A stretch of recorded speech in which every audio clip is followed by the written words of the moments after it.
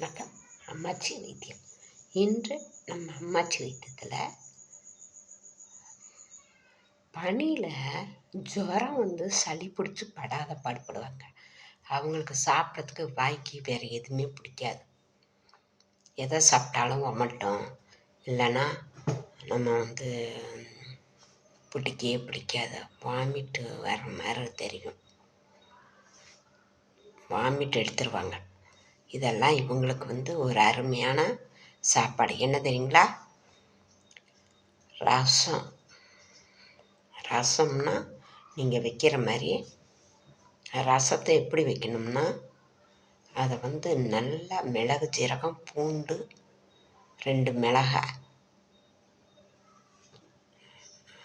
போட்டு நம்ம ஒரு பூண்டு போட்டுக்கோங்க. ஒரு பூண்டை நல்லா ஊற்றிவிட்டு அதை மிக்சியில் போட்டுக்கோங்க. மிளகு, சீரகம், மிளகு ஒரு 1/2 டீஸ்பூன் போட்டுக்கோங்க. ஜீரகம் ஒரு 1/2 டீஸ்பூன் போட்டுக்கோங்க.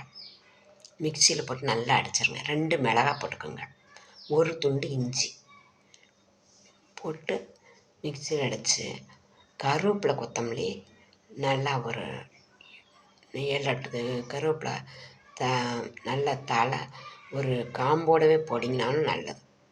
கருவேப்பிலை இருக்கு இல்லையா, அதை காம்புங்களை இல்லாமல் அப்படியே போட்டிங்கனாலும் நல்லது. கொத்தமல்லி தலை ஒரு 4-5 இதை போட்டுக்கோங்க. மிக்சியில் போட்டு நல்லா அடிச்சுக்குங்க. பிறகு புளி நல்லா ஒரு நெல்லிக்காய் சைஸ் போட்டிங்கன்னா போதும். ஏன்னா தக்காளி ஒரு 4 போட்டுக்குங்க. அதில் போட்டு மிக்சியில் போட்டு நல்லா அடிச்சிருங்க.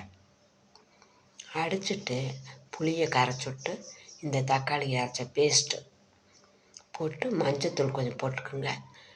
ரசத்தை தேவைக்கேற்ப உப்பு போட்டு ஒரு கடாய் சட்டியில் கடுகு போட்டு தாளிச்சுட்டு இந்த ரசத்தை ஊற்றுங்க. ஊற்றி முட்டை கொதியாக வரணும், ரொம்ப பொங்கிடக்கூடாது. அதை எடுத்து அப்படியே இறக்கிடுங்க. இறக்கி சாதத்தை வச்சு, இதுக்கு காம்பினேஷன் துவையல் என்ன தெரியுங்களா? பருப்பு துவையல். பருப்பு ஒரு கரண்டி எடுத்து ஒரு 50 கிராம் வச்சுக்கோங்க. 50 கிராம் எடுத்து நல்லா வறுத்துருங்க. கடாய் சட்டியில் போட்டு வறுத்துருங்க. எண்ணெய் ஊற்றாமல் நல்லா செவக்கிற மாதிரி, கருவே இருக்கக்கூடாது, செவக்கணும். செவந்தோடனே எடுத்து அதை போட்டு பூண்டு பல் ஒரு 2-3 பல் போட்டுக்கோங்க. 2 மிளகாய் வச்சுக்கோங்க. இல்லை காரம் வேணும்னா 1 மிளகாய் கூட வச்சுக்கலாம். வச்சு பருப்பு ஒரு 1/2 மூடி தேங்காய் போட்டு மிக்சியில் போட்டு நல்லா அடிச்சிருங்க. அடித்து ரொம்ப நைஸாக இருக்கக்கூடாது, கொஞ்சம் குறன்னு எடுத்து வச்சு தேவைக்கேற்ப போட்டுக்கணும். போட்டு இந்த ரசம் சாதமும் இந்த பருப்பு துவையலும் எவ்வளோ செம்ம சூப்பராக இருக்கும். காம்பினேஷன் நல்லாயிருக்கும், ஹெல்த்தியாகவும் இருக்கும், உடம்புக்கு சளிக்கு நல்லது. இதை செய்து ரசம் வைக்கிறது இப்படி தான் செய்யணும். அதை விட்டு பாதி பேர் என்ன பண்ணுவாங்க, மிளகு சேர்த்து 1-2 உடச்சி மிளகாய் 2 தட்டி போட்டு, இதெல்லாம் அவ்வளோ சத்துக்களும் வெளியே தான் போகுது. இதை அவ்வளோ மிக்சியில் போட்டு அடிச்சிட்டா அவ்வளோ சத்துக்களும் நம்ம உடம்புக்கு ஏறிடும். இதை தயவு செய்து இப்படி செய்து சாப்பிடுங்க.